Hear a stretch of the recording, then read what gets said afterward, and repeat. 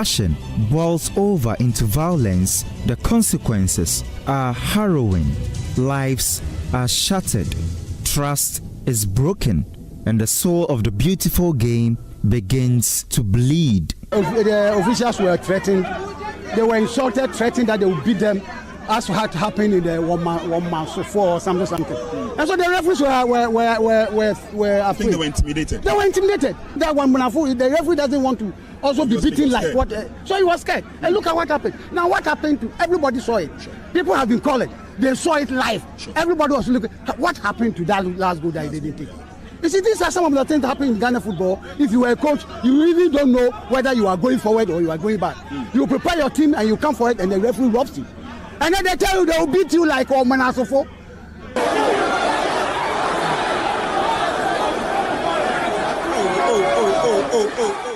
Referees, the guardians of the game, become prey. Simply for doing their job, they are intimidated and hunted.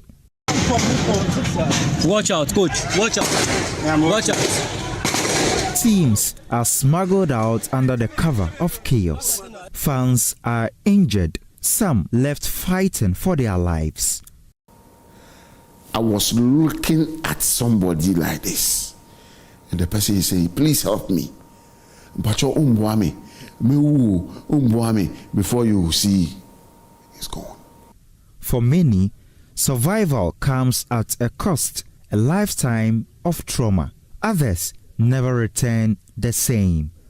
My name is Haruna Mubarak. In this documentary, I walk you through the dark corners of Ghanaian football where brutality and fear have found a home. These are real stories of pain, survival, and loss from those lucky to still draw breath and from those who lost everything to a game gone wrong.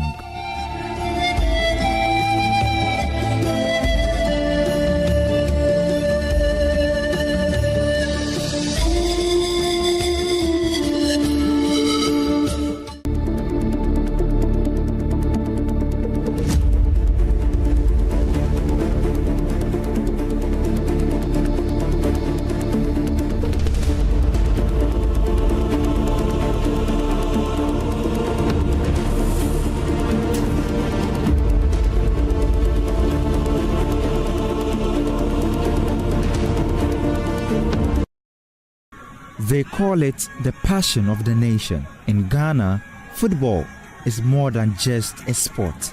From scrappy pitches in the hinterlands to packed Premier League stadia, it draws thousands. Each game is a festival of hope. But on May 9, 2001, hope was crushed beneath a wave of horror. Hearts of Oak versus Asante Kotoko, the biggest rivalry in Ghana. The initial running down from VIP into the stadium, outside the perimeters of control, you're then looking at the confusion and hearing shouts, moaning, and yet I was not seeing fighting going on.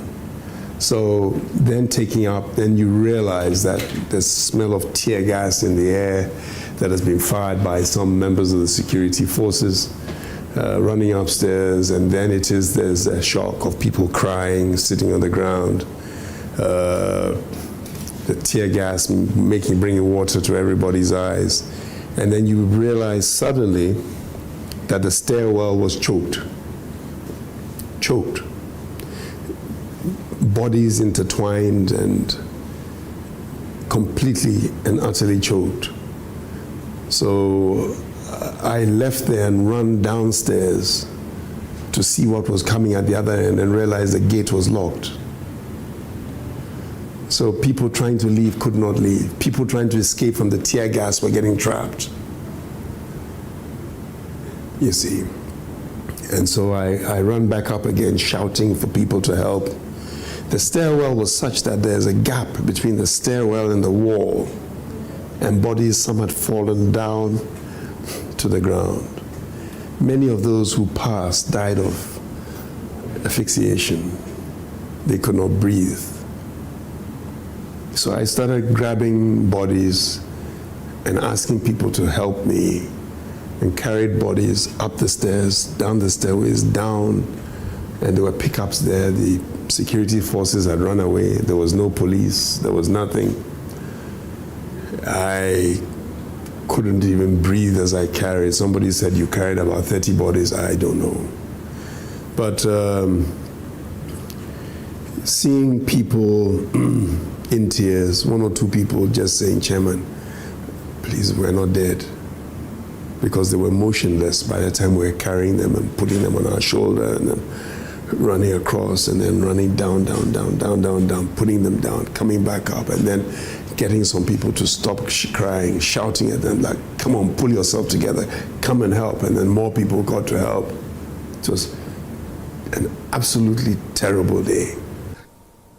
As I'm walking towards the exit, before I get inside, I realized that my foot wasn't on the floor.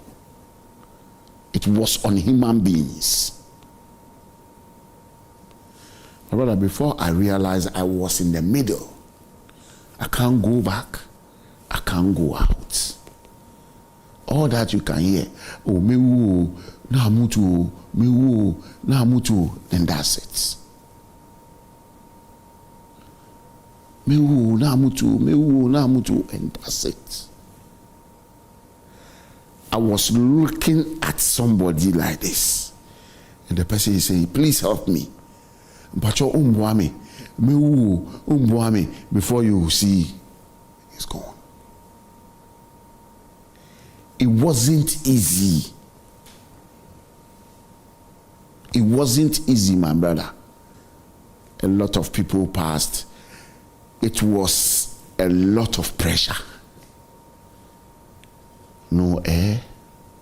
People are struggling. You imagine that you are working on people. Over 200-300 people in that exit, that small exit. Just imagine. More than 125 lives gone. Supporters who left for a football match never returned home. Never again, they said, but 24 years on, again continues to haunt the game.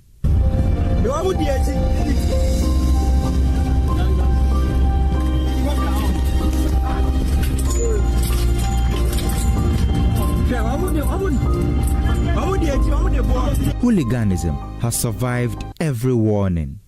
We are all concerned, and you will also agree with me that our culture of deeply rooted in passionate behavior, especially these fans that are so violent, and they wouldn't change their mind, especially when they are supporting their clubs. And then identifying these violent people in very big crowd, these things pose as a very big challenge for all the security services, especially the stakeholders when it comes to footballing at our stadium. Referees are the first in line to fall victim. A perceived wrong call and their lives hang in the balance. You could kick from goal kick, and your colleague can receive the ball and score directly. Yes, it was difficult for them to understand. They thought, no, when the ball got to the last but one defender, the opponent was right behind the last but one defender. So he took the ball and went to score. He said no, it was offside. Then it wasn't offside because it was from the goal kick. And it was hell broke loose and everybody was beating me. So as they began approaching you, like what was the feeling? Were you scared? You know, was it like, those times the field had no defense wall or barricade or barricade or whatever. So they were just coming onto the field, pushing me from behind, side, and My dear, it's normal. It was normal. I didn't run. I just allowed myself to be beaten for a while. When they saw blood coming out of my nose, then they stopped. Oh, your bamunjai, Even that, the one I just told you is Colts. You remember Zetuna RTU, Almighty Zetuna RTU in Tamale? It was a decider. If I take harsh decisions, it might affect the game. So I wanted to contain them for a while. So when it got to a level boiling point, I had to just issue out the red card. And that is where hell broke loose, and Gideon Ba, then, I don't know whether you know him, he was playing for Kotoko. We used to play for Zetuna. He came on, hit me here, and I said, no, this time I'm too mature to allow you to do this. I can give that to you. Who told you that you can do this to me? So we fought. I removed my boots and hit him. Some people say I headed him, and I didn't see whether I headed him. And I was military men, policemen. After the game, I managed to finish the game because it was a decider. I needed to have somebody who will go on relegation and others who will stay in the Premiership. So I managed to finish the game, and I was escorted. We were escorted, referees, we were escorted by the military to our hotel. A trailblazer in women's football, Mercy Tego played at 2 World Cups before officiating at the global showpiece, and yet she faced brutalities. She fought back against pain and the darkness threatening to consume her. Others weren't so lucky. Theresa Bremansu is an example. Yes, she's my little girl. You know, fortunately, refereeing has developed to a certain level where we have psychologists in there. We have experienced people who serve as mentors to these young up-and-coming female referees. So I believe that I'm no more into refereeing, so I don't know much in there. But then I believe that they will use themselves to talk to them. They see them as mentors. I want to be like Christine Ziga. I want to be like Mercy Tego. I want to be like Vivian Ago. I want to be like Abigail Soa. I want to be like Faustina Zokli and others, you know. So how did they do it? So I believe they share their experience with them and also learn the laws of the game.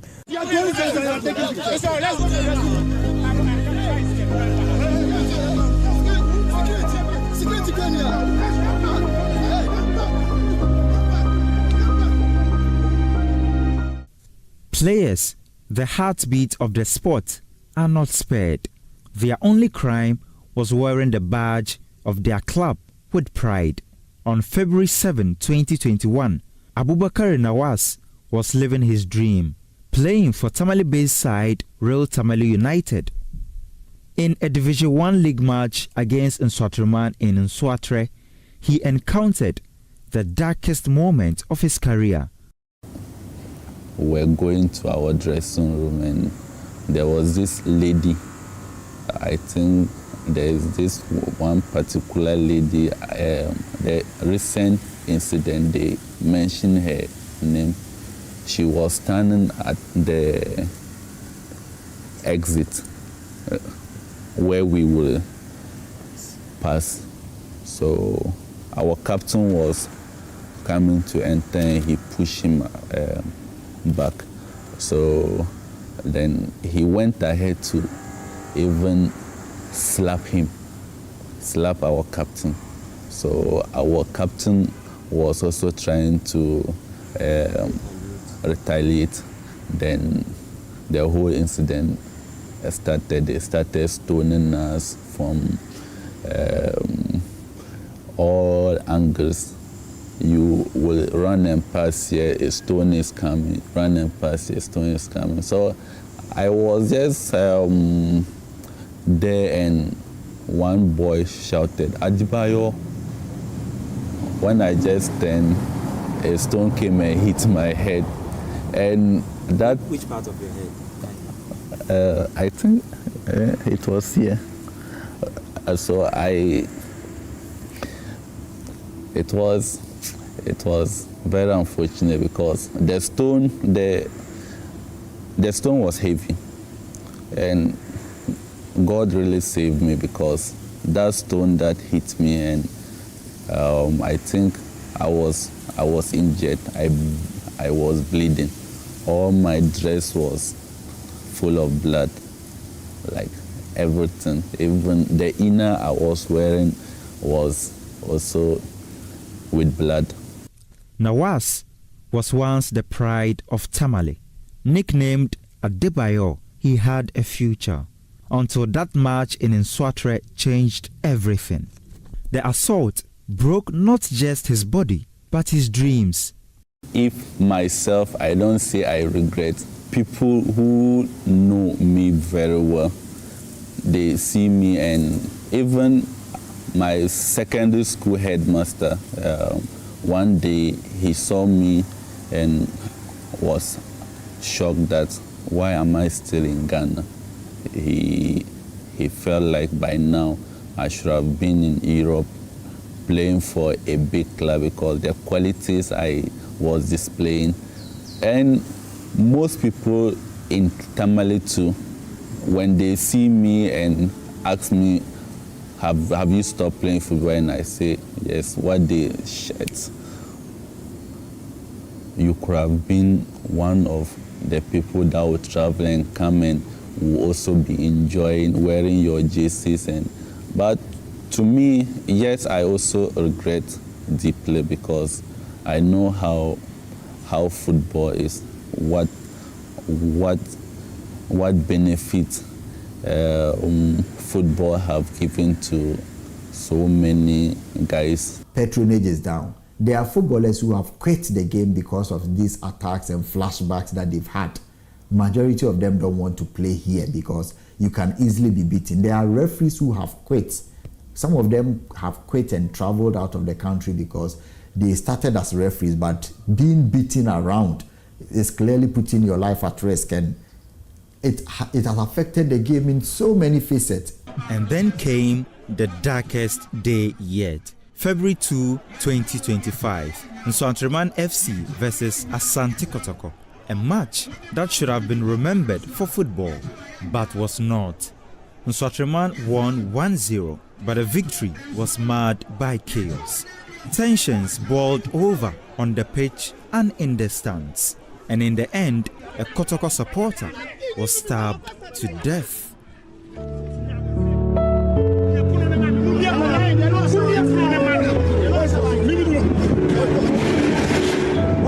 Now ambulance no way.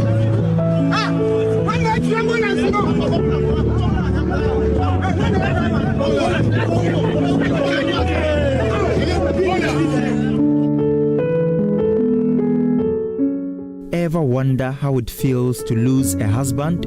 Gifty's pain was palpable and almost unbearable.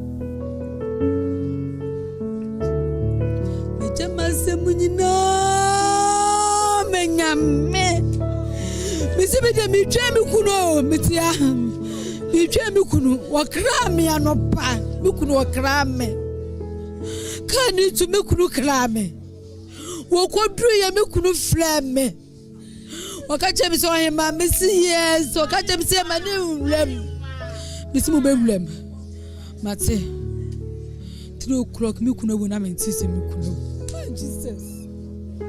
Jesus ready hu me mabo wate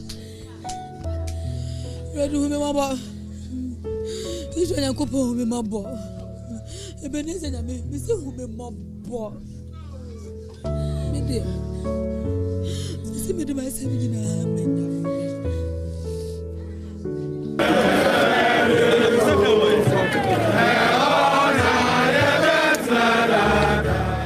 Football stopped. A 33-day mourning. The Ghana Football Association responded with enhanced protocols, but the pain ran deeper than policies. Mr. Speaker, I was very sad to hear my colleague mention that they were struggling to get very simple first aid. You don't have ambulances. You have no business playing football in such a field. That is a death trap. But we go there and nothing happens, so we think that is a football field. No. What was the police situation at the football field? Where were the police? What was the requirement of security that was supposed to be upheld in the stadium? In this particular instance, the information we have is that this young man had been threatened prior to the match, and that the security agencies should have known that what happened to the young man could happen. I would like to call on you to direct the Ministry of Sports to take this matter very seriously, and that if the GFA cannot follow rigorous protocols for licensing our football stadia, we should not be playing football as a country.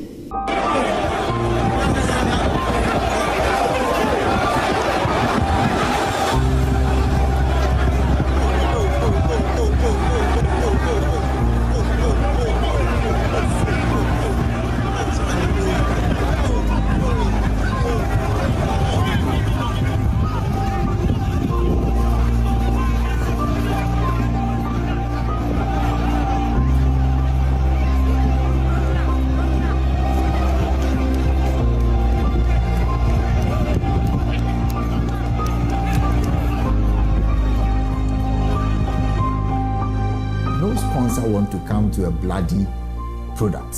No sponsor wants to be associated with a product that's been managed recklessly and so much disorderliness. So you don't want to underrate the impact of what hooliganism and attacks have done to the league. It is so much to the extent that they lose money, you lose fans, you lose the luster, you lose quality players, you lose journalists. A lot of people have quit reporting on the game, journalists, because of attacks. When violence takes center. Even he went on to talk about the member of parliament for the area then, that is Benjamin Podo. He also didn't have an interest in it, just for them to be pushing this time round. It's something struck my mind. It's like the kind of priority we have for these areas is not really what it should be.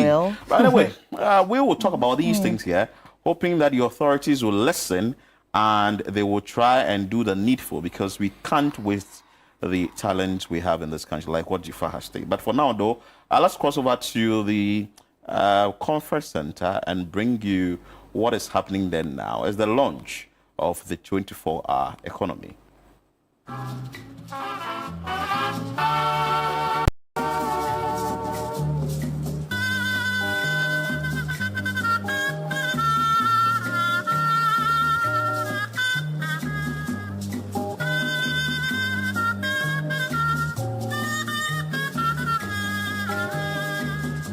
United Farmers and Workers of Africa, God will bless you wherever you are. Wealth and happiness, yes, I must confess, all must give their best for beautiful Ghana. I will give my best, you give your best.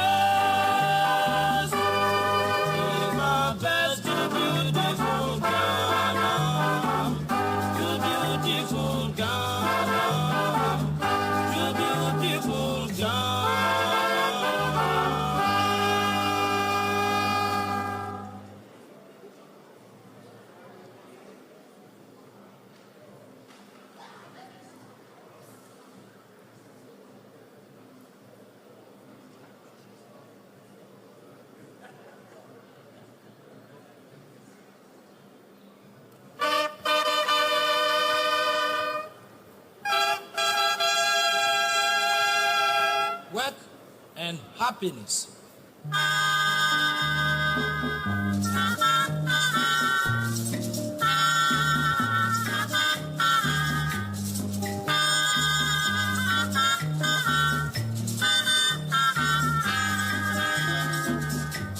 will give my best, you will give your best, we will give our best to beautiful Ghana.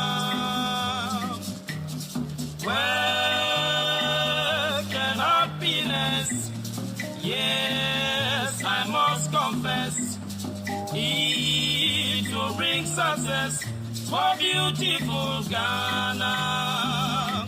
United farmers and workers of Africa, God will bless you wherever you are. Work and happiness, yes, I must confess, all must give their best for beautiful Ghana.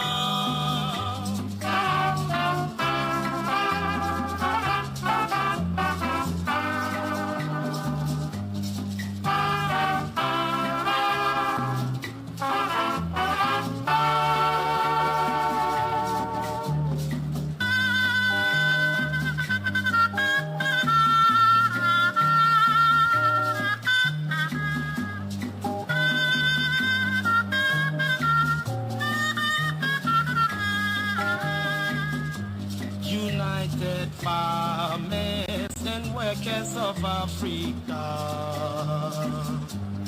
God will bless you wherever you are. Wealth and happiness, yes, I must confess, all must give their best for beautiful Ghana. I will give my best.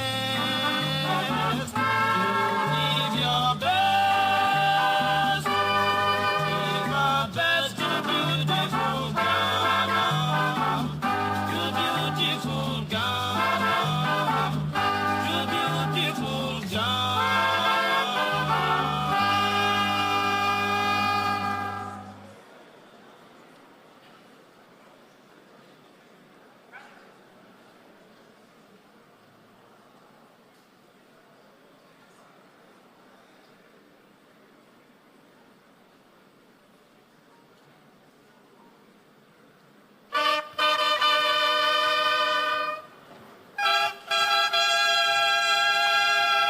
Work and happiness.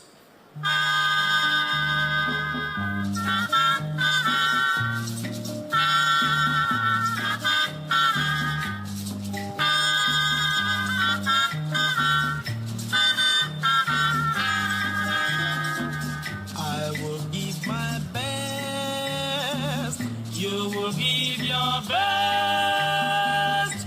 We will give our best to beautiful Ghana. Work and happiness, yes, I must confess, it will bring success for beautiful Ghana. United farmers and workers of Africa, God will bless you wherever you are. Work and happiness, yes, I must confess, all must give their best for beautiful Ghana.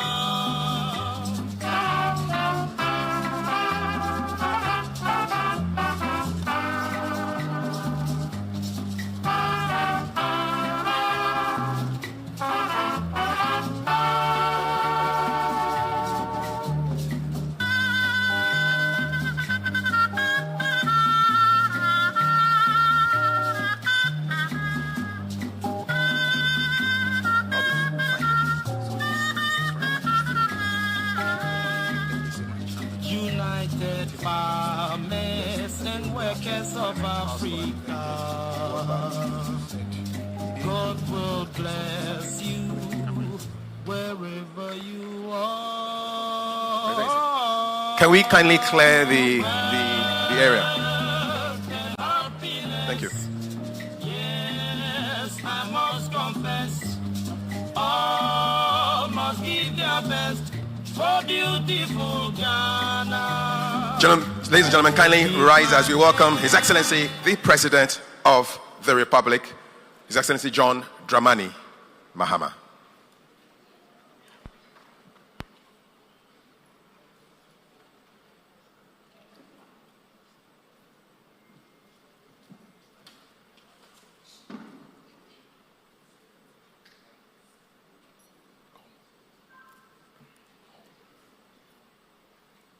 the national anthem.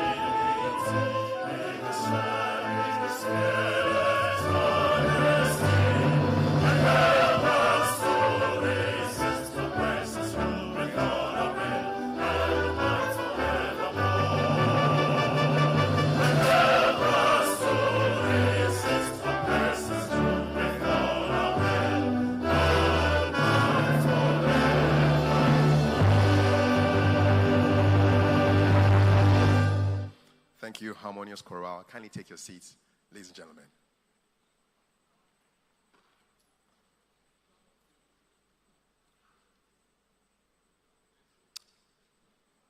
It's both a destination and a program. As a destination, it envisions Ghana, where productivity is so high that our economy runs in multiple shifts, day and night. As a program, it's structured, inclusive, and ambitious, and it transforms how we produce, how we trade, and how we grow, guiding us towards a more prosperous, job-rich future. Welcome, ladies and gentlemen, to the official launch of the 24-hour economy and accelerated export development program. My name is Kafui Day. It's a big pleasure to be here. Your Excellency, the President, the Vice President, distinguished guests, ladies and gentlemen, Miawizo, welcome, Akwaba. Let's take a solidarity message from stakeholders for this program.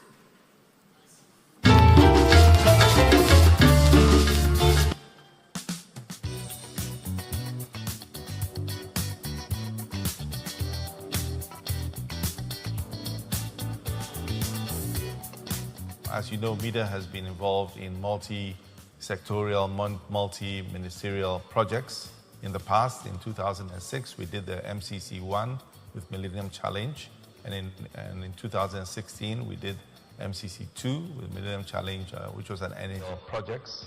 In the past, in 2006, we did the MCC1 with Millennium Challenge, and in 2016, we did MCC2 with Millennium Challenge, which was an energy compact. The MCC1 was an agro-ecological compact, and that was exactly what we will be doing with the 24-hour economy. We'll be identifying large-scale enclaves where we will work with the likes of GIDA, Ministry of Food and Agriculture, Ministry of Energy, Ministry of Finance, and Ministry of Roads, Transport and Local Government to see how we can open up large enclaves, 50,000 acres, maybe about 6 to 10 of them within the next 4 years. And that is the strategy under which MEDA will be implementing as an accountable entity and a single point of contact for the implementation of these projects. You know, before His Excellency the President came to power, the previous government was doing re-centralization. So there is a major change in policy to do decentralization. So the President has not only directed for the re-centralized agencies to be decentralized, he has given the power, the economic resource to be able to embark upon this decentralization. And that's where the President directed that not less than 80% of the District Assembly Common Fund should be given to the 261 metropolitan, municipal, and district assemblies. The big push is to use state procurement and intervention to, for instance, create connectivity between the national capital and all regional capitals. And this has been captured in a number of projects it is earmarked for this ministry to undertake. So here at the Ministry of Foreign Affairs, there are overarching principles that guide our work. We have ensured that our systems are being recalibrated.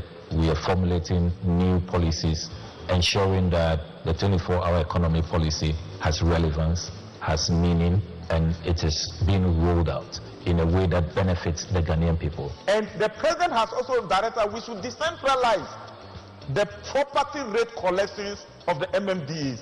We are not centralizing that. So based on that, the assemblies, apart from the 25 million Ghana cedis that the president is giving to the MMDs, the property rate collections are all going to support the local economic development of the assemblies. If you want to do farming, you do it with your local agri director. But there are districts that do not have land for the 24-hour economy market. So those districts that do not have land to the 24-hour economy market, you look at the comparative advantage of your local situation, write to the minister responsible, which is myself, who vet it with the secretariat and give you the go-ahead. We are just 2 weeks away from launching a major boost to the improvement of all the major road networks in our country, the completion of the Eastern Corridor, the Western Corridor, WA to Bolga, and a number of them from Timpoku all the way through Ho to Aflao, and also to utilize the Volta Lake itself as a means of transportation to harmonize how we produce and distribute goods and others. So it's a very important enclave that can spur growth in our country like never before, because currently that whole area is just a potential sitting there, improve the economy of this country. We have ensured that our systems are being recalibrated.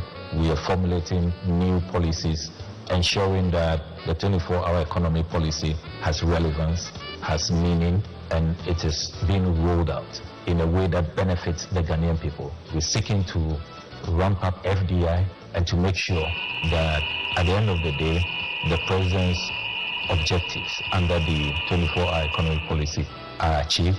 We are inviting all stakeholders, large farmers, construction workers, financiers, investors, to come and support these projects, as the main aim here is for us to be food self-sufficient with the agriculture, ecological parks. 24-hour economy is here. My brothers and sisters, let's embrace it. That is the vision that His Excellency the President has brought to us. It is not an abstract thing.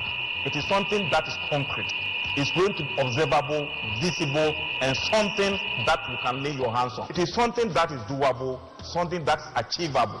By 2 years' time, we must have something visible and observable for Ghanaians to lay their hands and say that, yes, this is what the president was speaking about. We have it here. The 24-hour economy is here to stay. The Ministry of Foreign Affairs is happy to be rolling out the 24-hour economy here, not only with visa and passport administration, but with the vigorous pursuit of our economic diplomacy. We are making sure we raise FDI, and we are a favorable country for investors. As President Mahama said, Ghana is open for business again, and we invite all of you to come to Ghana, come to the gateway to Africa, come to the country where you really enjoy the Black Star experience. And the Ministry of Foreign Affairs is happy to facilitate that experience for you. The 24-hour economy is a game changer in this ministry.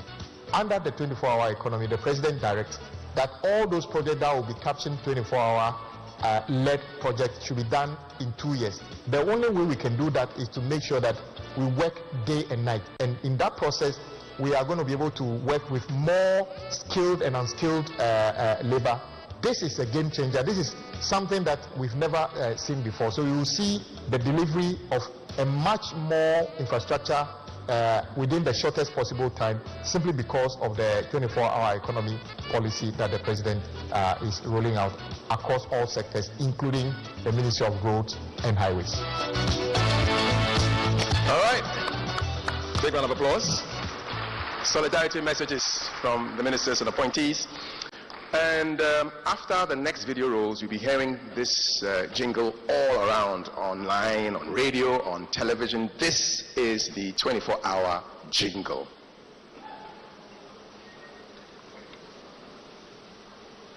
Hey, 24-hour economy.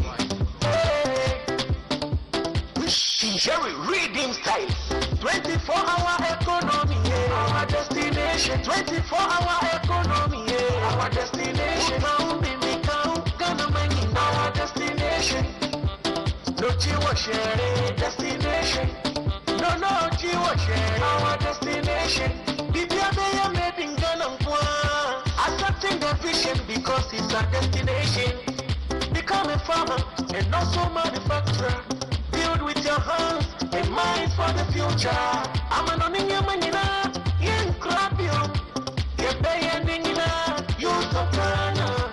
Agriculture, Yapanina, Ocean Tower Bridge, Natanilla, made in Ghana, 24-hour economy, 24-hour economy, our destination, 24-hour economy, our destination, found in the count, Ghana money, our destination, no Chiwa Shere destination, no Chiwa Shere, our destination, Bibia Bay made in Ghana, no mama feel a simple, say mama, no mama feel a simple, you talk Ghana, shall produce our foods, and all the imports, we say no more, we say about what you money, basic Ghana, Ubia Benya Juma, Ubia Umetono. As you change your attitude, make new skills, respect time, and make time valuable. Made in Ghana goods will be available. All the market in Ghana, Ubenya, you made in Ghana goods. Now you're exporting up to West Africa. Any Amanonina, we let you want to put down. We are at Casanoma, we feel radio, we feel connected beef, we feel fridge, we feel television. We like to be a name made in Ghana goods. Ghana market is 24-hour economy, our destination. 24-hour economy, our destination. Found in the count, Ghana money, our destination. No Chiwa Shere destination. No Chiwa Shere our destination. Bibia Bay made in Ghana. 24-hour economy, our destination.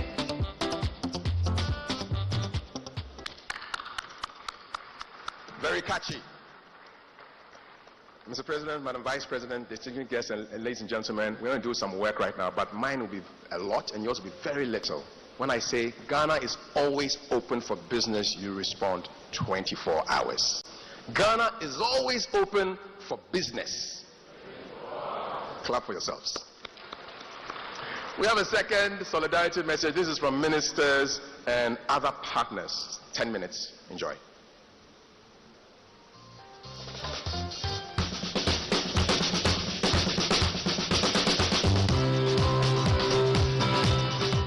The whole essence of the 24-hour economy is to ensure economic growth and to ensure improvements in the livelihood of Ghanaians. One of the most transformative parts of it is this truly exciting idea about opening the Volta Economic Corridor. The Volta Economic Corridor enables us to utilize almost 2 million hectares of land to form a truly agricultural revolution which benefits all and sundry in the country. If there's any sector that is prime for the 24-hour economy and Associated Development Authority, it is the horticulture sector, which I lead as the president of the Federation of Associations of Ghanaian Exporters. If you look at the whole compass, working 24 around the clock with the ports opening all the ports, both sea and air, will make things very easy for us, because in our case where we export at night, we move our cargo trucks against the traffic. It makes things very, very healthy. For DBG, the 24-hour economy represents an opportunity to support the next phase of Ghana's economic transformation agenda. And Ghana at this point must be well placed to leverage its competitive edge to be able to take advantage of the opportunities that are available. Related to that is the lessons from the IMF bailout that has essentially suggested that as a country we need to build a lot more resilience into our economic model. At the Trust Fund, we are seeking to establish the 24-hour economy SME Equity Fund, which is to provide equity financing for businesses or enterprises that would operate within the 24-hour economy program. And what this seeks to do is to leverage on our existing traditional approach, which is by involving the privately run SEC licensed fund managers. And for us, as far as our operations are concerned, we as a government-backed fund of funds always partner a privately run or a private sector driven enterprise, in this case the fund manager, to support businesses, startups and existing businesses. The 24-hour economy is one of the most important economic policies to take this country forward at this particular time of our development. We have sunk so low in terms of productivity and then collaboration at the workplace, such that productivity is very low. And I'm seeing that the 24-hour economy is not only to increase productivity, but also to create a new energy between employers and workers. The Ghana Exim Bank is a key actor in this particular policy, and our role essentially is to ensure the acceleration of exports, and that is very key to economic growth. At GIIF, we stand as an interface between government and the private sector and the development finance institutions who would help us to unlock this great potential that the country has. And we stand ready to work with all the stakeholders to make this a reality. Already, we have interest from some of the development finance institutions who are ready and willing to help us to structure projects that will bring the basic infrastructure that is required to unlock these opportunities. If you look at the agriculture halls, if you look at the road networks, for us, if you are going to ship, you're talking about quality. So if the roads are not good and you move your produce from the farm to even the port, you have issues quality-wise. So it is one of the major breakthroughs we're going to have. Also, the 24-hour economy mentioned opening the Volta area where they are going to create a lot of farms along the Volta Lake. We need to be able to get to a point where we have, for want of a better word, what we usually refer to as supply chain sovereignty, where essentially what we produce is not exported in its raw state. And that essentially will require private sector to be enabled through various instruments and opportunities to be able to play that role. This is where DBG comes in, providing a clear linkage between the public sector and the private sector through policy advocacy, through technical assistance that essentially makes private sector investor ready to be able to crowd in extra funds, as well as providing much needed capital for private sector businesses to grow, expand, so that they can recruit and employ more people. The venture capital trust funds operation is a perfect model of how the private sector can partner public institutions to deliver jobs, to deliver more investment and opportunities for the Ghanaian people. We are ready to provide export guarantees. We are ready to, as it were, provide export credit. We are ready to provide financing for all SMEs who are operating within the scope and framework of the 24-hour economy. We want to invite all stakeholders, all Ghanaians, and in particular SMEs and entrepreneurs whose businesses impact on the main focus of our 24-hour economy. This policy provides for 3 8-hour shifts in a day. That would allow for some companies, some SMEs, to operate 2 8-hour shifts and others 3 8-hour shifts. The 24-hour economy and the public sector to deliver a 24-hour and the public sector to deliver a 24-hour economic program to the people of Ghana. We are ready and we are inviting everybody to come on board and let's reset Ghana's economy. What the 24-hour economy does is that with the required support from institutions such as DBG, businesses would be able to expand their productive capacity. That means that a trader who operates in Kumasi in a simple food processing business may, for example, be able to operate beyond 5 p.m. What that essentially would involve would be recruitment of more people. So for me as State President and for the Federation of Association of Ghanaian Exporters, as a whole, the 24-hour economy is here with us. And of which we are welcoming, and we are encouraging each and everybody to take advantage, especially all our stakeholders, our collaborators. That's our producers, our exporters, our processors, just name them, logistics. I mean, when we talk about agri-value chain, it's a whole chain. So we want them to take advantage. We also want to encourage, take advantage to plead the government to make sure that we clear all the bottlenecks. Those duty bearers who are supposed to work, let's make sure that we get them to work to move our economy forward. The 24-hour economy has come to stay, and I am entreating all stakeholders, the private sector, the public sectors, workers, to appreciate and understand it and then allow it to work. You know, because in the 24-hour economy, there's mutual benefit for every stakeholder and for the society at large. Consider a scenario where a student in Tamale would be able to get a decent ninth paying job whilst he is still in school. We invite all stakeholders, all actors to join us in this drive to ensure the success of President John Dramani Mahama's 24-hour economy policy. So we are encouraging all the key stakeholders who have the various concessions and who have the various interests along this corridor to work closely with GIIF, because we bring on board the necessary partners with the funding to make sure that this becomes a reality.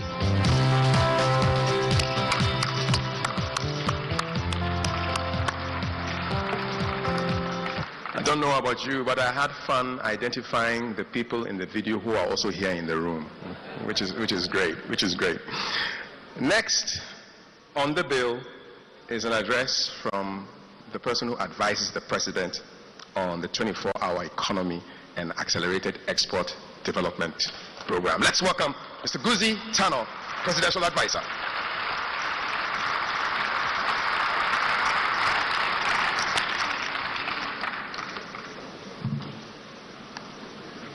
Good morning, sir. How's it going, sir? Thank you.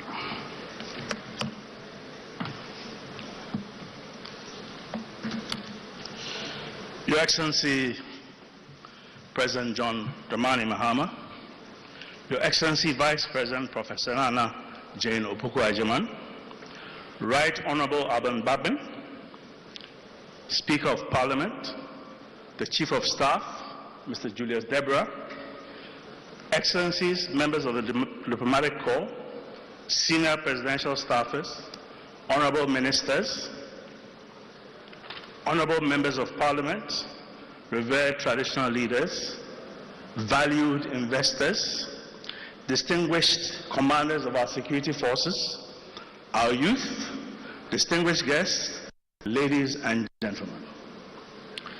Fellow citizens, it is a great honor and privilege to address you today on behalf of the many people who contributed to shaping the program that the President will launch in a few minutes.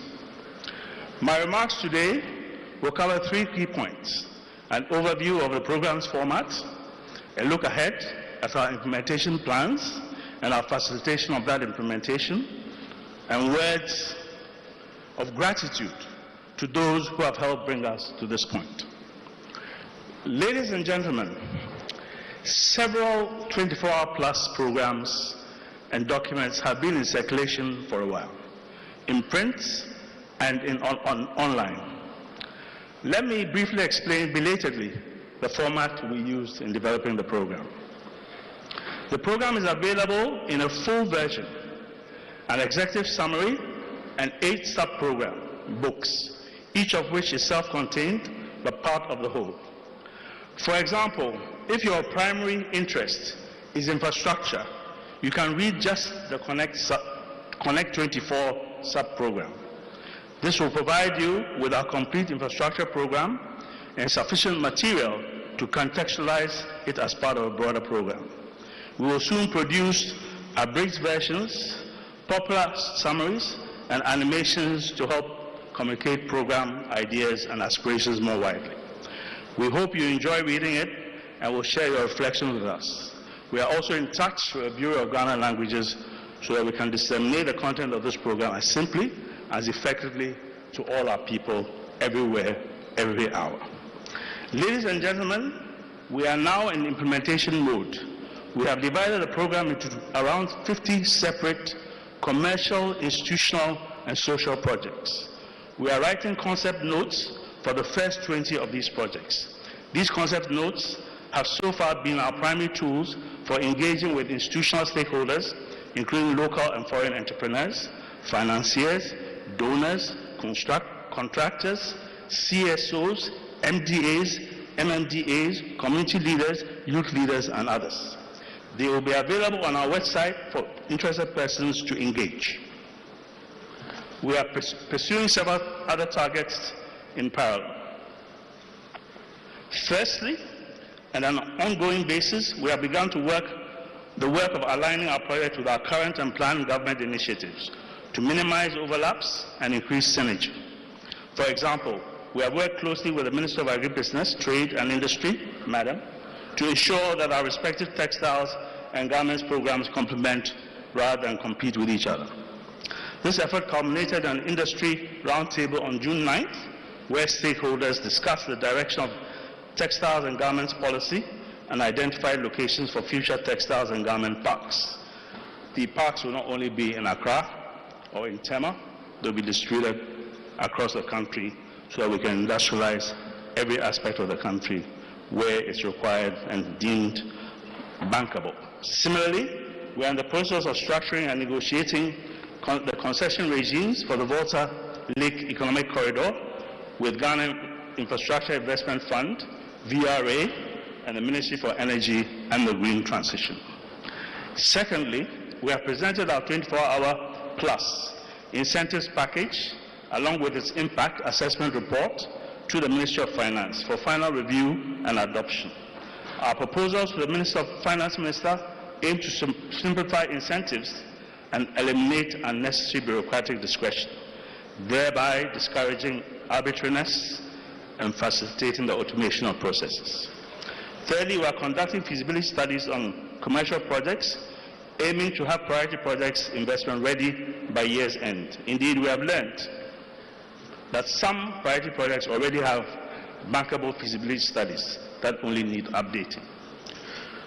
Fourthly, and very importantly, with the guidance from the Bank of Ghana, in collaboration with Development Bank of Ghana, Venture Capital Trust Fund, and Ghana Exim Bank, we must finalize, are in the process of finalizing our SME on-lending platform and our value chain lending scheme, so that funds can flow to the 24 economic projects and the qualified entrepreneurs who run these projects.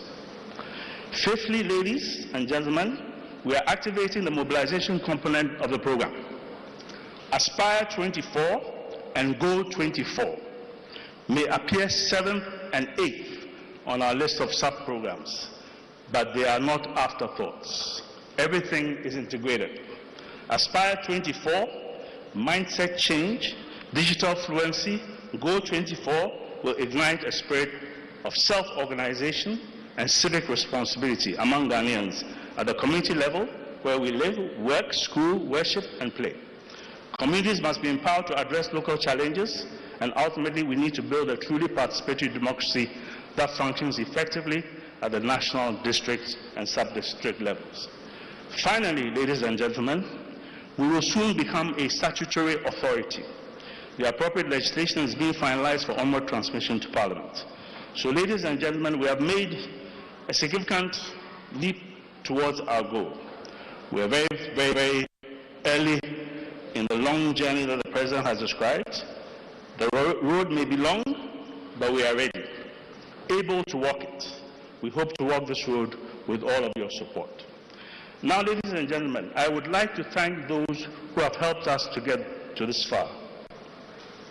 The program was framed, developed, tested, written up, and illustrated by a dedicated, talented, youthful workforce and professional team between January and May 2025. Their ages range from 24 to 69 years old. I'm not the 69-year-old, by the way. I am personally grateful to every member of the Secretariat for your faith in Ghana, your long nights, your imagination, your competence, and your rigor. I could not have asked for a better team. However, ladies and gentlemen, the Secretariat is the first to admit that we stand on the shoulders of others. We must acknowledge, Your Excellency, the leadership of President Mahama, whose vision for a productive, prosperous,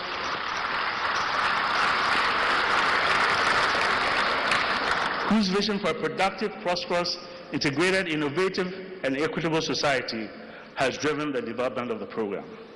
The vision, however, did not take shape in isolation. Much of the initial analysis was done by the NDC dedication, and your contributions are deeply appreciated. A detailed analysis of the challenges entrepreneurs, especially exporters, face was provided by individual intrepid entrepreneurs, both large and small, who know the system intimately. These producers and their associations are AGI, Association of Ghana Industries, FAGE, Federation of Ghanaian Exporters, GUTA, Ghana Union of Traders, GAU, PFAG, Ghana National Association of Cattle Farmers, the UK Ghana Chamber of Commerce, and others also highlighted the opportunity cost of our broken system. They proposed well thought out solutions, some of which we have included in the program. We are grateful to the development financial institutions, private foundations, development banks, and international agencies, especially Ghana Infrastructure Investment Fund, Development Bank of Ghana, Ghana Exim Bank, UNDP, and the African Development Bank for their invaluable support in shaping both the financing and strategic architecture of the 24-hour economic program. Without the guidance of Dr. Arthur Forson, Dr. Johnson Asiama, and the expert teams at the Ministry of Finance, the Bank of Ghana, the Ghana Statistical Service, and the Ghana Revenue Authority, much of this program would not have been possible. I would also like to thank my colleagues in the government, the Office of the President. The Office of the President has led the program steadily and consistently and unfailingly. The Chief of Staff, Julius Debra, has continuously provided guidance and support. The Senior Presidential Advisor on Governmental Affairs, Valerie Sawyer, has been endlessly kind, helpful, and wise. The Cabinet Secretary, Professor Danso Bafu, has on many occasions guided us safely and smoothly through turbulent waters, as well as saved us when we needed help in presenting matters to the Cabinet. And of course, Dr. Callistus Mahama, the Secretary to the President, has always found space for us in His Excellency's incredibly busy schedule, in addition to graciously reviewing documents meant for public distribution. Our dear friend, former Attorney General Mayotte Bru, now the President's legal advisor, has offered very valuable legal insights. Seth Tekpe has always been a clear voice on economic management, and he's always been a good comrade. And without Mausi Jirasa, our team would never have figured out how to navigate the complexities of Jubilee House. I must recognize the profound support of the Cabinet. 24 Hours is a truly multi-sectoral program that touches every ministerial sector of government. Progress would not be possible without the active support of ministers. However, in terms of the productive industries that the program seeks to transform, we must single out the Ministers for Trade and Industry and Agribusiness, Elizabeth Ufsu Ajay, Madam, Eric Opoku, Minister of Agriculture, Madam Emilia Arthur, Minister of Fisheries, Madam Jifa Ablagomashi, Minister of Culture, Theatre, Arts and Tourism. We really do thank you for your patience and your willingness to make your institutional capacity available to drive our different sub-programs. Lastly, and not the least, I commend the leadership of our security services. With facilitation from the National Security Council and National Security Advisor, we've held constructive engagement with the armed forces, the police, immigration, prisons, fire service, customs, cybersecurity agency, and the National Signals Bureau. These institutions have demonstrated a clear understanding of the strategic implications of the 24-hour plus program and are already implementing measures to safeguard our national stability as the transformation unfolds. Indeed, I believe that ports, police, well, they've always been somehow 24-hour. Ports, police, and GRA are now on a 24-hour footing to complement the efforts of the Ministry of Foreign Affairs and other ministries, Ministry of Local Government and so on. So thank you all very much. We salute all of you, your commitment. We at the Secretariat are confident that we will continue to receive constructive criticism and suggestions for further improvement. Criticism is always welcome. We see the 24-hour program as a living program rooted in science and firm social democratic principles, but flexible enough to respond tactically to a changing environment. We will learn many lessons along the way and make numerous adjustments. The bow that doesn't bend always breaks. This is the only way the program can transform our society in the short, medium, and the long term. Ladies and gentlemen, the task that Ghana has undertaken and that our Secretariat is supporting is a challenging one. However, the social and political costs of inaction are terrifying. I'll repeat that. However, the social and political costs of inaction are terrifying. This is a sensible program with substantial upsides. The people of Ghana are very capable, very resilient, and today they are inspiringly led by Your Excellency. We can say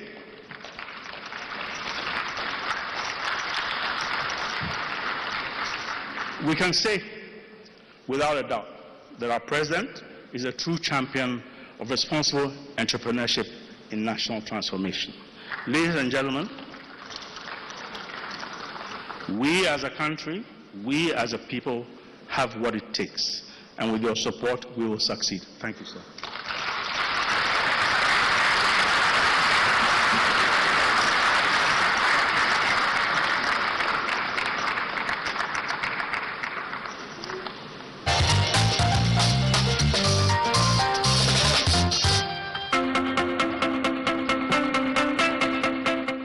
Why 24 hours? Because every hour counts. With twin engine of MiG-24 and Build-24, powered by our rapid industrialization and agro-processing initiative, we will create 1.7 million jobs. We will restart iconic plants such as Akosombo, Japon Textiles, and build a modern industrial park in the northern Volta and Debno region, focused on textiles, pharmaceutical, auto parts, and food process. The feed industry program will, through contract commercial farming and the creation of land banks, produce 5 million metric tons of maize and 350,000 metric tons of soybean each year, sharply cutting on imports. Build 24 as the infrastructure base, better roads, reliable power, and expanded port at Tema and Takrady with green economic zone powered by renewable energy. Through Fund 24 and Connect 24, we will strengthen the private sector. Fund 24 will offer low-interest loans and grants, especially for women and the youth in sugar, rice, and cassava value chain. While Connect 24 digitalizes business registration and tax filing, cutting red tape, our Made in Ghana program will enter quality certification and market linkages, so local product and pride at home and abroad. The Apprenticeship to Entrepreneurship program will formalize the informal sector, offering technical skills, digital literacy, and startup support so apprentices become entrepreneurs. We need to reposition agriculture to be able to provide constant and uninterrupted supply of raw materials for sustainable industrial operations. To effectuate this agenda, we have introduced the Feed Ghana as our flagship program. Under the Feed Ghana program, we want to feed the people of Ghana and also feed the industries of Ghana. And to be able to do this, we are moving agriculture from its current status of rain-fed agriculture to irrigation agriculture. How are we doing this? We are establishing farmer service centers across the country in all the agricultural districts so that our farmers, wherever they are located within the boundaries of our country, will have unimpeded access to agricultural mechanization. to quality, improve and weather-resistant seeds, to approve fertilizers, and to extension service delivery. And so under this arrangement, we have asked industry and then the farmers to go into what we call contract farming, under which industry will support the production of the crops required for their industrial operation in order to have them in sufficient quantities. The 24-hour economy policy presents Ghana such a brilliant opportunity to transform the economy of this country, and fisheries has a role. Fisheries' role is looked at from the full concept of the blue economy. Now, we have over 3 million people that depend on fisheries through the value chain. So for the coastal economy to contribute to the overall transformation that we are seeking to achieve under the 24-hour economy, we will need huge integrated fisheries storage, cold storage, processing, packaging plants that's adding value to fisheries and for consumption and also for exports. Creativity is not in want in this country. What is lacking is the space within which we creators can express our work. And so there again, we are visiting the uncompleted theatre buildings that we started years ago under NDC 1, 2, and 3. We want to see what we can do to finish them up so people can have the avenue to express nightlife. The Accelerated Export Development Program, backed by digitalized customs, will assist SMEs in shipping cocoa, processed foods, and textiles across aftermarkets. Show 24 will promote Ghanaian brands worldwide through our embassies, culture, and diaspora networks. Finally, Grow 24 will transform agriculture through initiatives such as climate, smart irrigation, land tenure reforms, and new processing zones, from tomato plants in Angroga and Akomadan to agro-industrial parks in the north, so farmers will thrive and factories stay supplied. Friends, the 24-hour economy program unites rapid industrialization, agro-processing, feed the industry, made in Ghana, women in trade, accelerated export, and apprenticeship to entrepreneurship into one seamless engine of growth. We are looking at the food production from the seed level.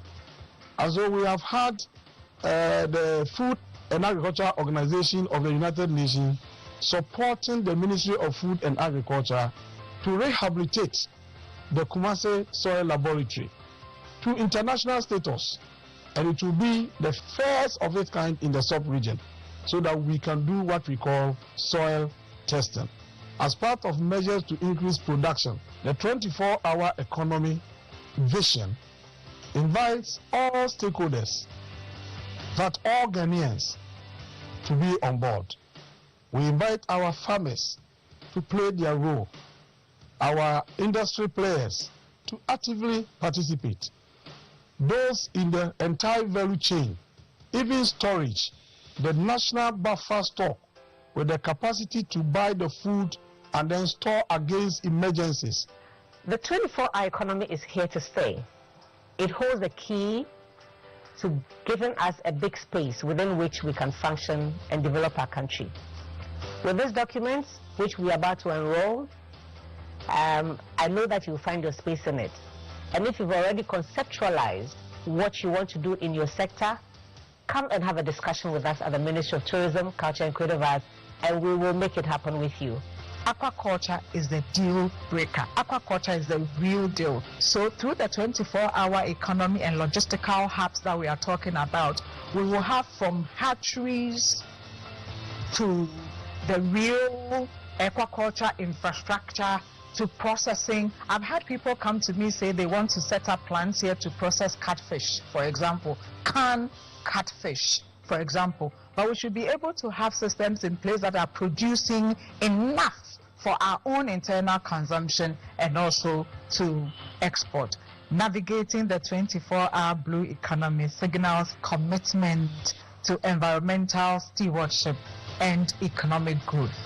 And therefore, I invite all of you stakeholders in the fisheries sector to get on board this vehicle of prosperity, of transformation, so we actually together reset Ghana whilst resetting first the fisheries sector. It is about value addition.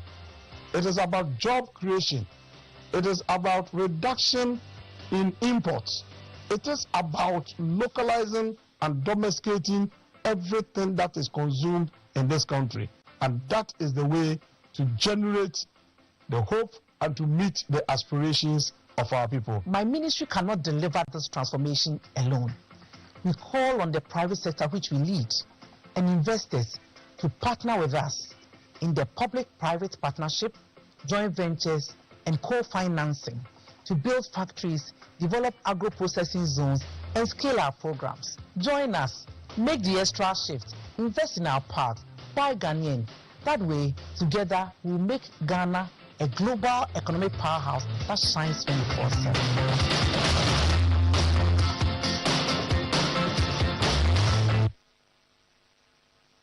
Ghana lies a sleeping giant. The Volta Lake, one of the largest man-made lakes in the world, is vast, but much of its value is still untapped. For decades, this lake has provided electricity to our homes, our industries, and even for our neighbors like Togo, Benin, Burkina Faso, Cote d'Ivoire. But electricity was just a part of the dream. This dream was first championed by Ghana's founder, Osagyefo Dr. Kwame Nkrumah, who saw the Volta Lake not only as a source of electricity, but as the backbone of an integrated industrial and agricultural economy. Irrigation for the plains, abundant fish, transportation along the length and breadth, north, south, east and west of the country and beyond, moving vital resources up and down and generating economic value. Importantly, the design of the project along the VEC has been responsive to maintaining the ecological balance of the lake environment through enforcing strict sustainability criteria as a component of the project approval. Hotels, festivals, and areas opened by water transport and water recreation are opportunities still within our grasp. Now Ghana is reimagining the Volta through the Volta Economic Corridor. This inland waterway will become more than a lake. It will be an engine of transformation and prosperity for all our people. 2 million hectares of land transformed into productive, irrigated agroecological parks, creating jobs, feeding Ghana, and generating surpluses for exports. Now from lake to land to air, Akosombo to Tamale. Inland ports and feeder routes will link up with rails, road, and cargo airways. Trade will move faster and further. With new lakeside industrial parks and streamlined trade systems, the corridor will open Ghana to Burkina Faso, Mali, Niger, and beyond. The corridor is for everyone. Women-led businesses, young entrepreneurs, smallholder farmers, community land trust will protect rights and grow futures. Over 1 million jobs and billions of cedis in new exports each year. Cleaner transport, more productive farms, stronger regions, job creation, prosperous citizens. This is transformation rooted in land. The Volta Economic Corridor is Ghana's future, powered by purpose, anchored in community, and built for generations to come. Thank you. And now we hear, ladies and gentlemen, from His Excellency the President of the Republic. Let's rise as we welcome His Excellency the President, President John Dramani Mahama.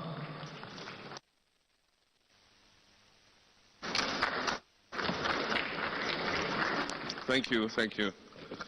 Kindly be seated.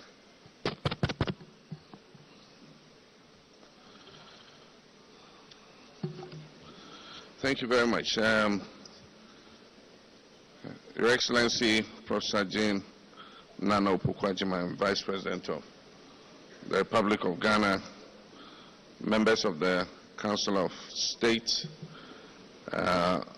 Presidential Advisor on 24-hour economy and your team, Ministers of State and senior government officials, members of the diplomatic corps, traditional leaders, CEOs and captains of industry, heads of our security agencies, and let me just use the salutation used by former President, beloved former President Jonathan Mills, my brothers and sisters. I want to thank you very much for this morning. Today marks the formal launch of the 24-hour economy and accelerated export development program, what we now proudly call the 24H+ agenda. This is more than a policy initiative. It is a national reset, a bold strategic shift to unlock our country's full productive potential. Today we reclaim our founders' vision of a self-reliant, industrious and inclusive African nation that works with organized creativity and ensures prosperity for all. So what are the origins of the 24H vision? The vision behind the 24-hour economy and the accelerated export development program was born from reflection during and after my previous term in office.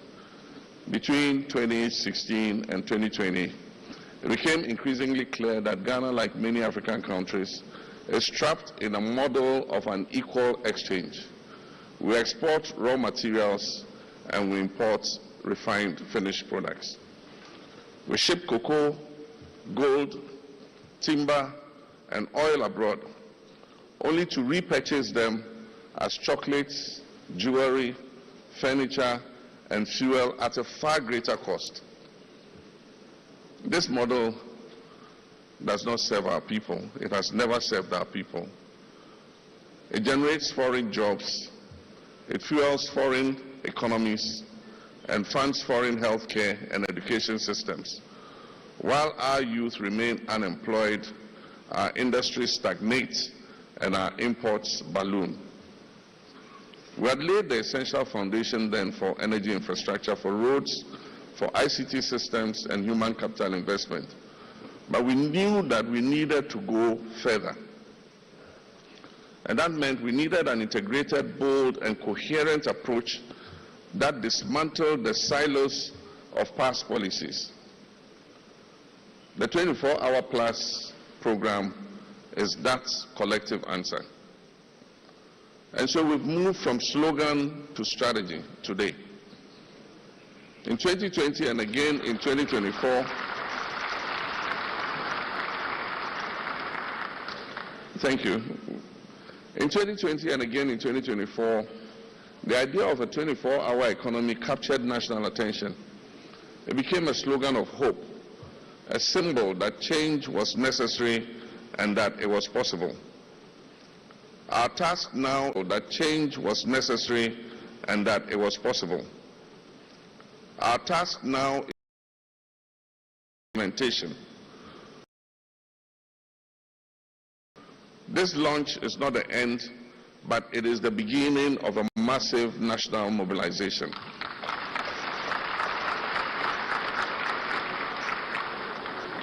But let me be clear here. The 24H plus agenda is not simply about extending working hours. It is about unleashing productivity, expanding opportunity, accelerating exports through well-structured, multi-sectoral, and inclusive interventions. And so we would have national consultation and co-design. And over the past 6 months, the 24-hour plus secretariat under the presidential advisor, Mr. Guzitano and his team, has undertaken an extensive national engagement process. They've listened to entrepreneurs, both large and small, both formal and informal. They've listened to organized labor, cooperatives, farmers, and traders. They've listened to artists, technologists, traditional rulers, and religious bodies. They've consulted with diaspora groups, development agencies, investors, and infrastructure experts.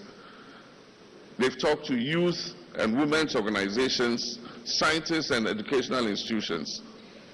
Alongside the private sector, the Secretariat has worked with government ministries, departments, and agencies to align regulatory, fiscal, and institutional frameworks to the program. The 24-hour plus agenda comprises synergistic sub-programs that are tailored to key value chains. And you must have heard the ministers mentioning them. These include Grow 24. Now, Grow 24 is about boosting agricultural productivity, agro-processing, and food security. Make 24 is about revitalizing our manufacturing and industrialization.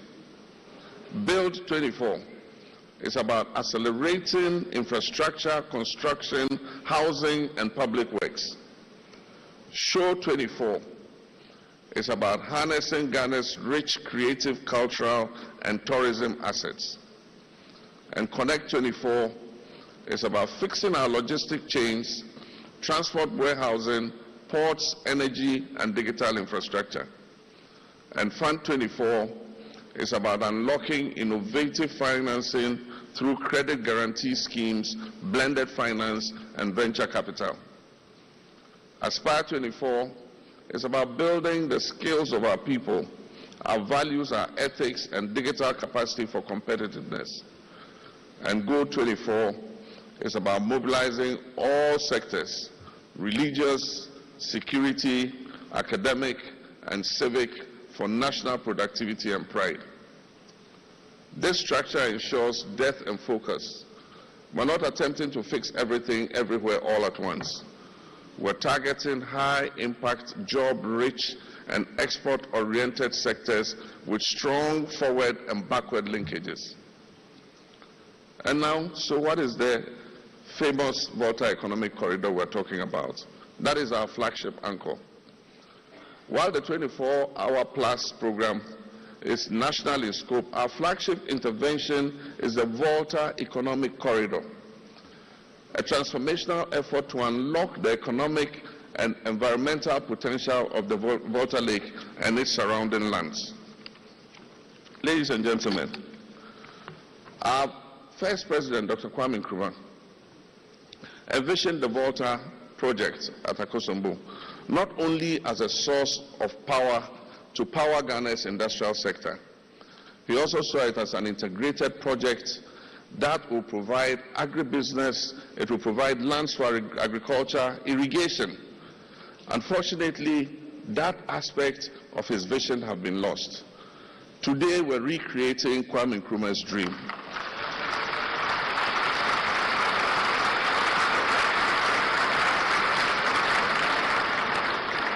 Today, Osajifo, Dr. Kwame Nkrumah's dream comes alive again. We will irrigate over 2 million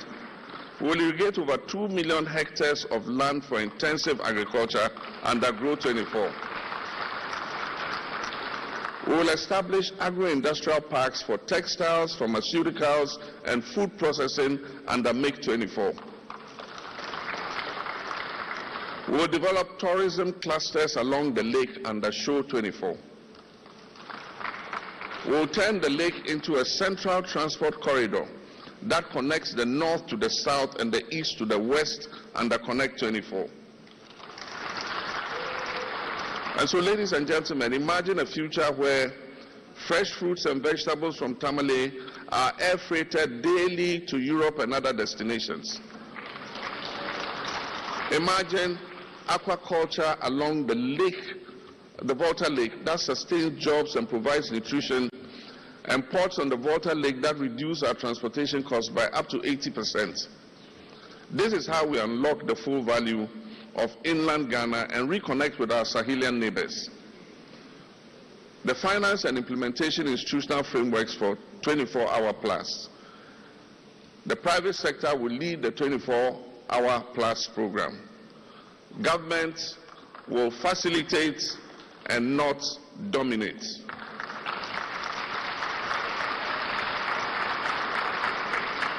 Government will facilitate and not dominate.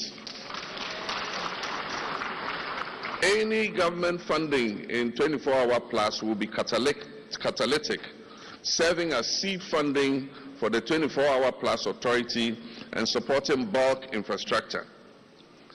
Enterprise financing will be sourced through commercial banks, DFIs, and blended finance instruments.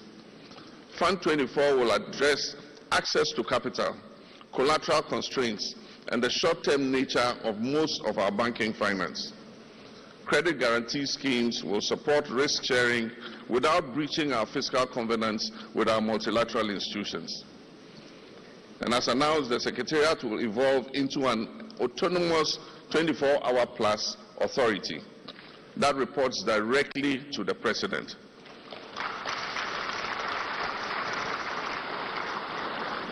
This policy is made for Ghana in the future.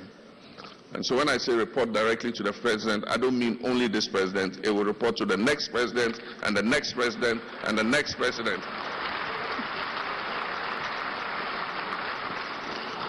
The 24-hour plus program will be the catalyst for Ghana's economic growth, and we are sure that it will make Ghana prosper. Ladies and gentlemen, this is a call to national action. Distinguished guests, a new model of economic development grounded in productivity, powered by the private sector and coordinated by the state is going to be unveiled. Our national strategy includes inclusive growth, export expansion, job creation, and structural transformation. We are under no illusions. The path is going to be challenging, but we will succeed.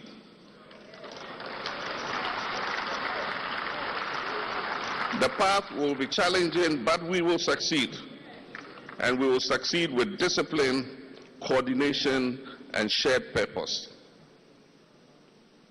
The 24-hour plus agenda allows us to do things in a different way, and to do them better, and to do them together. We call on the private sector, labor unions, development partners, traditional authorities, youth, and civil society to embrace this initiative. Ghana belongs to all of us. The work of transformation must be the task of all of us. And so today, as a symbol of our collective commitment, I will unveil the official logo of the 24-hour plus program. And this is going to be a bold visual expression of our ambition to build a resilient, self-reliant, and a productive Ghana. And so, with this unveiling, it is my honor and privilege to declare the 24-hour economy agenda and accelerated export development program officially launched.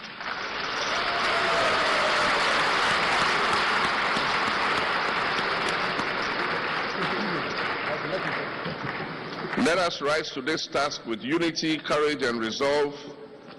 May God bless our homeland Ghana and make our nation great and strong. Thank you very much. Thank you very much, Mr. President, for your address. And now we will invite Mr. Guzitano, who is the Presidential Advisor on the 24-hour economy and the accelerated export development. We also have with us the Trade Minister, Madam Elizabeth Ojari, as well as Madam Valerie Sawyer, who is Senior Presidential Advisor on Government Affairs. They will join the President to unveil the 24-hour plus E logo. It's a big day in Ghana's history. The 24-hour plus program aiming to build a modern and self-reliant and resilient economy. And we'll also have the Vice President join us, Her Excellency Professor Nana Jane Opoku-Agyeman, to complete the team that will unveil the logo. There we go. All right, here we go. And 3, 2, 1, and there you go.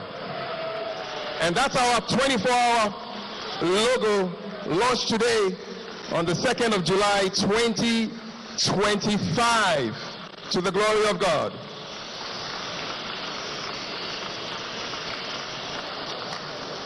Thank you so much, our dignitaries, to take their seats. And just to remind you that this 24-hour plus program aims to build a modern and self-reliant and resilient economy, one that is driven by production, is globally competitive, and is anchored in decent jobs, is designed to reduce our dependence on imports, expand local industry, and ensure that no Ghanaian is left behind.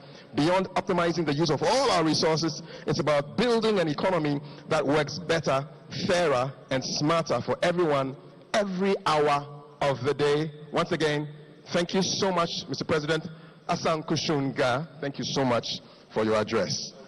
I will. Thank you.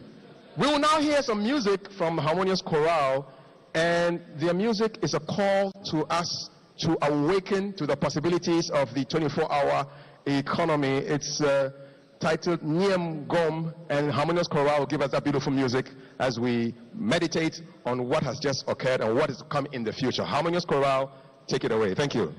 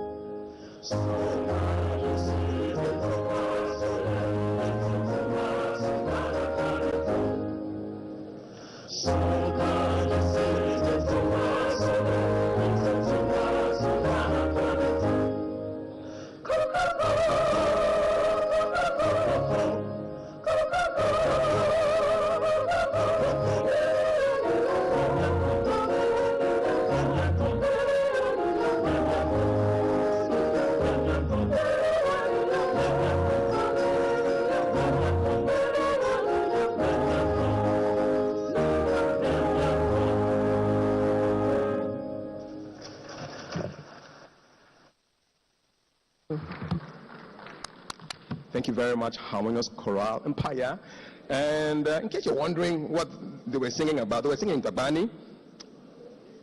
It's daybreak. Wake up from your sleep. My brothers and sisters, wake up. Awake, my dear brothers and sisters. Awake, Ghanaians. Let us rise up and work for Mother Ghana because it's our country. Let us do all we can for Mother Ghana to work. If you're a farmer, take your hoe and head to the farm. If you're a fisherman, grab your canoe and head to the river for fishing. Everybody should wake up. Everybody should wake up, scholars. Everybody should wake up, carpenters. Everybody should wake up, drivers. Everybody should wake up, market women. Everybody should wake up, doctors. Everybody should wake up. Everybody should awake and go to work for Mother Ghana's prosperity. It's daybreak. Wake up from your sleep. My brothers and sisters, wake up. This is a song by Nicodemus Kofi Bedu and performed by Harmonious Choral. Please, let's give them another big round of applause. Disclaimer, I'm not a Dagmanli scholar. The words are behind your program.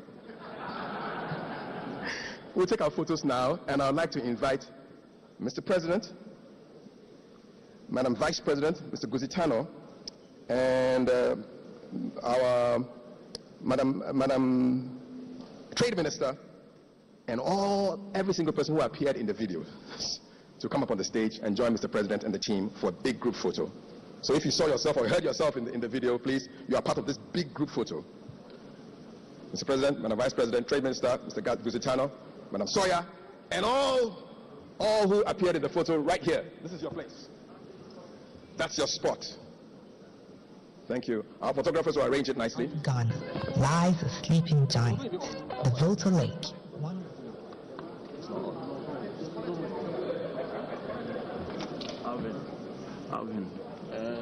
Right, and so that was it, the launch of the 24-hour economy and accelerated export development program.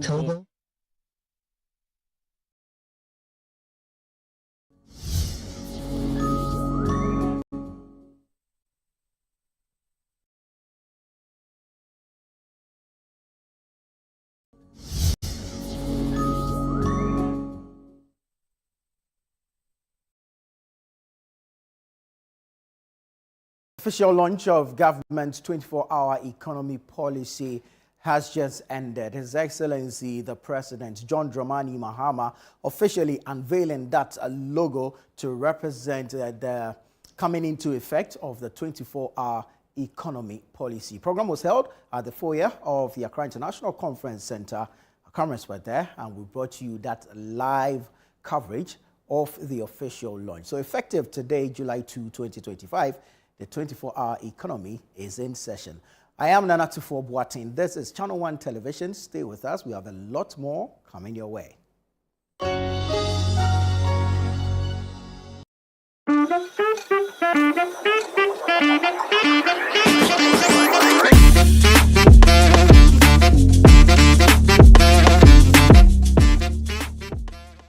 Yoni? Yes, sir. Yeah.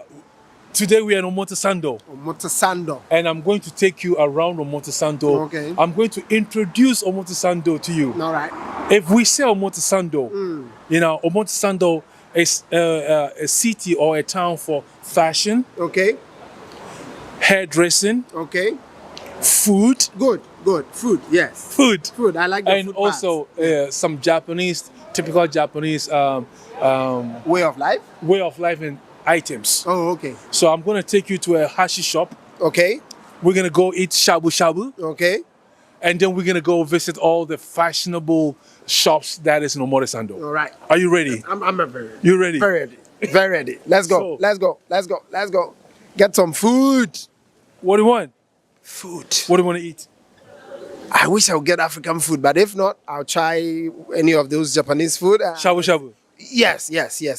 I'm just thinking maybe the name may be as the food. Shabu shabu. Yeah, so maybe some nice food. Go. Let's try that and see.